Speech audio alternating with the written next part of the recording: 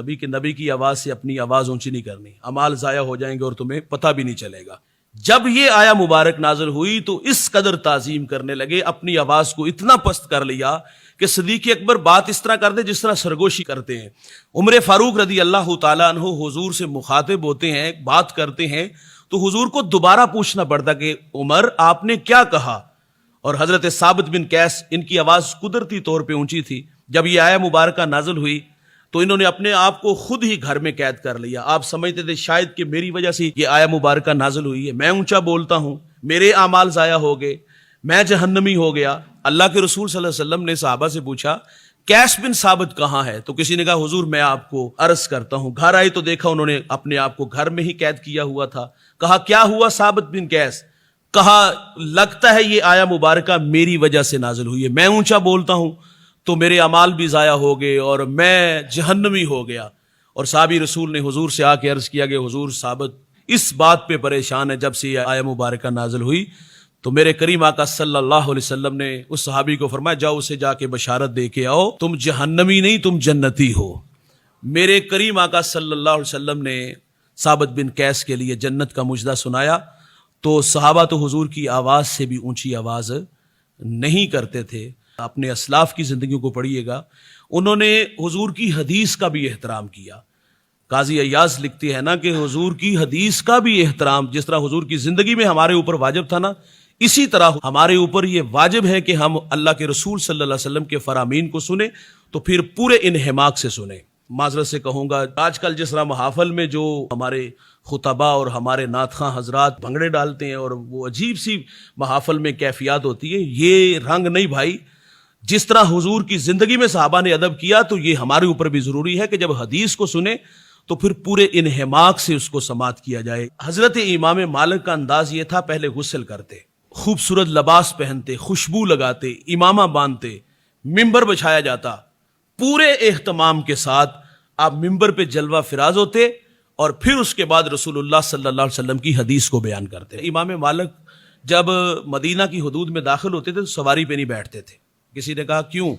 کہا مجھے اللہ سے حیا آتی ہے کہ میں محبوب کے شہر میں سواری پہ سوار ہو کے آؤں۔ وہ تو حضور کے شہر کا ادب کرتے تھے۔ امام مالک روزے رسول پہ 40 سال درس حدیث دیتے رہے ہیں اور 40 سال میں ایک مرتبہ بھی ایسا نہیں ہوا کہ آپ نے کتاب کا ورق پلٹا ہو اور اس کی آواز بھی پیدا ہوئی ہو۔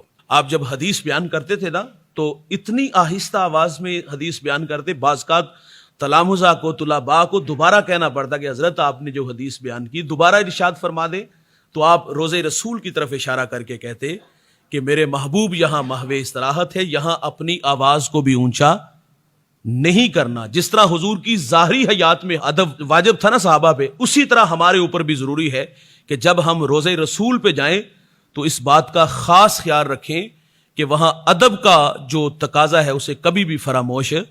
یہ جو 12 ربیع الاول کو لوگ وہاں جاتے ہیں اور پھر روزے رسول کے سامنے کھڑے ہو کر اونچی اونچی آواز میں وہ نعرے لگاتے ہیں، میں معذرت سے کہوں گا بھائی یہ ادب کے خلاف ہے۔ صحابہ کی زندگی پڑھ کے دیکھیے یار، انہوں نے تو کبھی اپنی آواز کو اونچا بھی نہیں کیا تھا، قدرتی آواز اونچی تھی تو اس بات پہ اپنے آپ کو گھر میں قید کر لیا کہ میری وجہ سے یہ آیت نازل ہوئی ہے، اور ہم وہاں جا کے اونچی اونچی آواز میں جو ہے وہ نعرے لگاتے اور فخر سے آ کے یہاں پاکستان لوگوں کو بتاتے بھی ہیں۔ اور ہم نے وہاں لوگوں کو دیکھا جب مواجہ شریف کے سامنے گزرتے ہیں تو جالیوں میں جھانک جھانک کے دیکھتے ہیں۔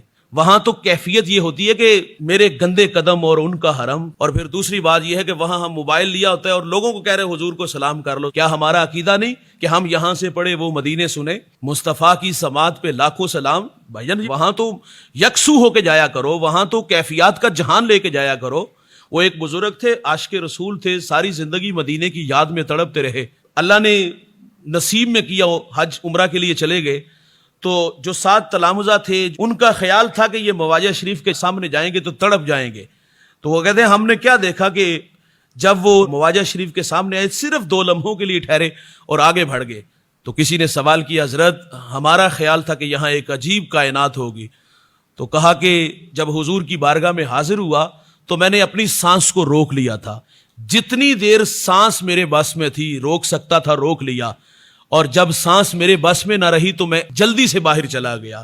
بھائی جان وہاں سانسوں کا شور بے ادبی کہلاتا ہے، اور وہاں جا کر کے ہم اونچی اونچی آواز میں کہے سلام کر لو سلام کر لو، اور وہاں جھانک جھانک کے جالیوں سے دیکھیں تو یہ ادب کے خلاف چیزیں ہیں.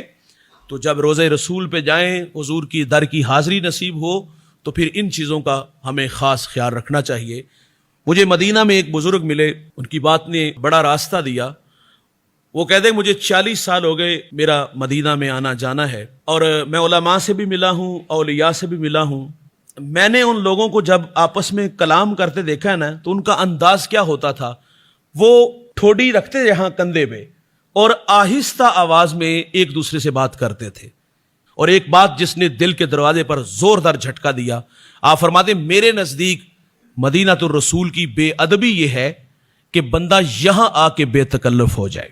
تو وہاں تو بھائی جان احتیاط کرنا ہوگی، اور اللہ آپ کو بار بار نصیب فرمائے، بار بار جانا نصیب فرمائے.